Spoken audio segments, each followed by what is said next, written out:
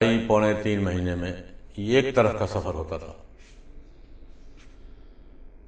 مولانا کے بارے میں کہتے ہیں کہ جہاز پہ سوار ہوئے تو وہاں بہت سے مسلمان حج پہ جا رہے تھے، جدے جا رہا تھا جہاز، حاجیوں کا جہاز تھا۔ عین وسط سمندر میں جب یہ چل رہے ہیں، سفر جاری ہے، رمضان کا آغاز ہو گیا۔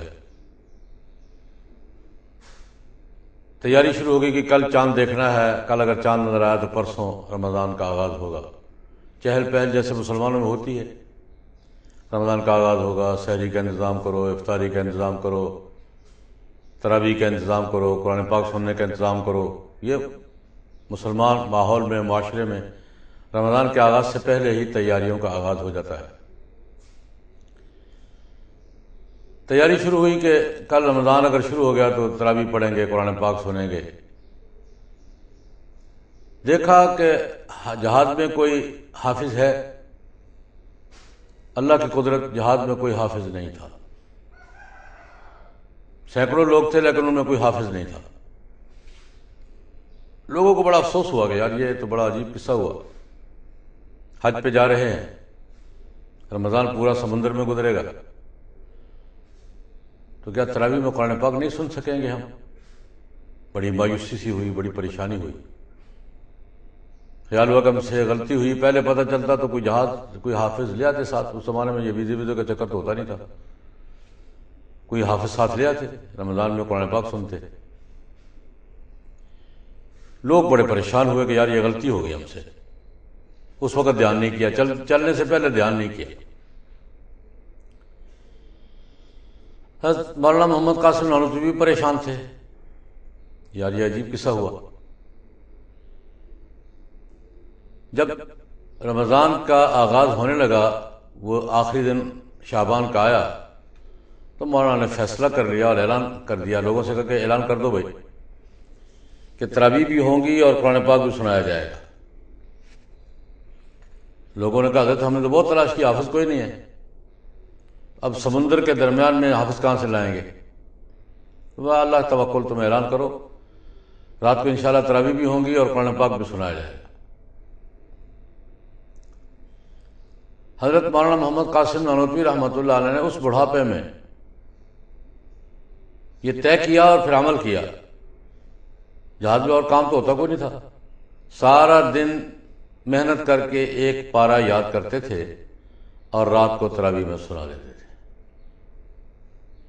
1 مہینے میں قرآن پاک یاد کیا، رمضان میں قرآن پاک یاد کیا اور پھر سنایا بھی۔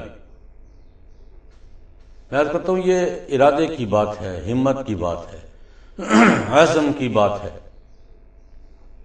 ابھی فیصلہ کر لے قرآن پاک کو یاد کرنے کا تو قرآن پاک یاد ہو جاتا ہے اور پھر یاد رہتا بھی ہے۔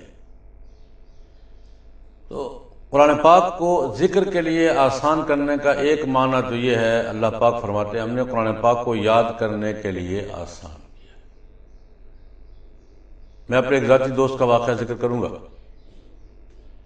میں نے گکھڑ میں قرآن پاک یاد کیا ہے، سن 60 میں نے الحمدللہ مکمل کیا تھا۔ میرے استاد محترم حضرت قاری محمد انور صاحب، اللہ پاک ان کو صحت دے، عمر دے، برکت دے، مدینہ منورہ میں گزشتہ کچھ 27 برس سے قرآن پاک یاد کروا رہے ہیں بچوں کو، تحفیظ القرآن کے استاد ہیں، فیصل آباد ہی سے تعلق ہے ان کا، اور اس وقت بھی جب میں بات کر رہا ہوں تو فیصل آباد میں ہی مقیم ہیں، آئے ہوئے ہیں کچھ دنوں کے لیے، بیمار ہیں، اللہ پاک شفا دے ان کو۔ اس زمانے میں سن 60، 59، 60، 61 یا اس دورانیے کی بات ہے۔ ایک دوست ہے ہمارے حافظ مقصود احمد، گکھڑ کے قریب راہ والی میں گتا فیکٹری میں ملازم تھے، کیمیکل کے انجینئر تھے۔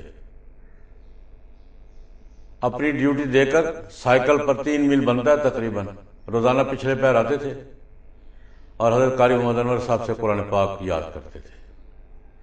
جن کو ڈیوٹی بھی دی ہے، شام کو 1-2 گھنٹے ملتے تھے ان کو، آتے تھے، سبق سنایا، منزل سنائی۔ 2.5 سال میں انہوں نے قرآن پاک یاد کیا ہے اور اس کے بعد کئی سال تک تراویح میں سناتے رہے۔ یہ میں نے اس لیے اب ان کا انتقال ہو گیا، اللہ پاک ان کی مغفرت فرمائے۔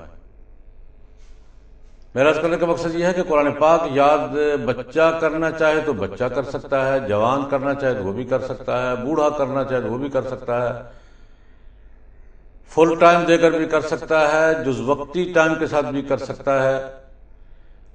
سینکڑوں مثالیں دنیا میں موجود ہیں اور اس کی بڑی برکات ہیں۔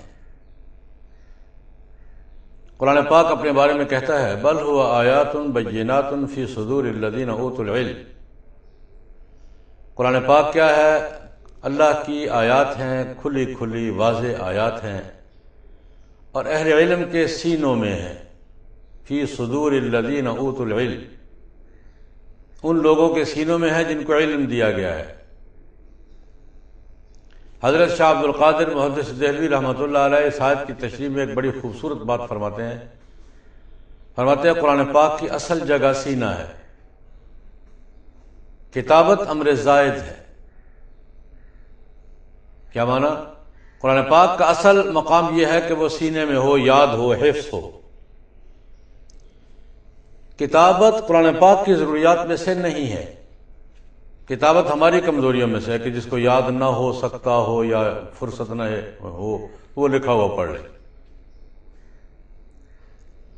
تو یہ قرآن پاک اللہ تبارک و تعالیٰ نے سے یہ اعزاز بھی بخشا ہے، اعجاز بھی بخشا ہے کہ یہ یاد ہو جاتا ہے، یاد رہتا ہے، اور کسی بھی عمر میں کوئی آدمی قرآن پاک یاد کرنے کا فیصلہ کر لے، عزم کر لے، تو یہ اس سے وفا کرتا ہے۔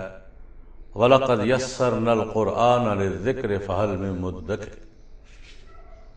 ہم نے قرآن پاک کو یاد کرنے کے لیے آسان کر دیا ہے، بس کوئی ہے جو اس کو یاد کرنے والا ہو۔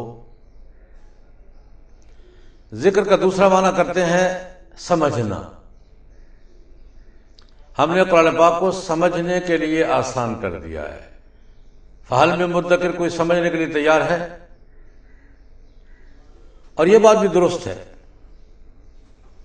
قرآن کریم میں اللہ رب العزت نے عام آدمی کو بات سمجھانے کے لیے عام آدمی کا اسلوب اختیار کیا ہے۔ گفتگو کا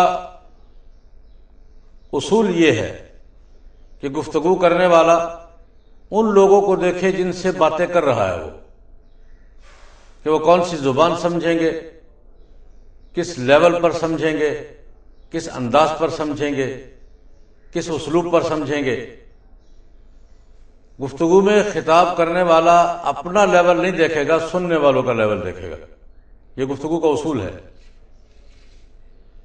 حضرت شاہ عبد القادر حضرت شاہ ولی اللہ رحمۃ اللہ علیہ لکھتے ہیں کہ اللہ تبارک و تعالیٰ نے قرآن کریم میں بھی عام آدمی کو خطاب کرتے ہوئے یہی اسلوب اختیار کیا ہے۔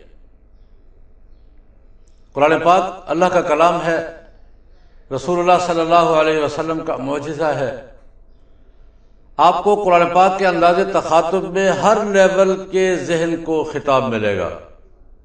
فلسفیوں کو اپنے لہجے کی بات، اپنے لیول کی باتیں ملیں گی، اہل علم کو اپنے لیول کی باتیں ملیں گی، اہل دانش کو اپنے لیول کی باتیں ملیں گی، اہل منطق کو اپنے لیول کی باتیں ملیں گی، اور ایک عام آدمی کو اپنے لیول کی باتیں ملیں گی۔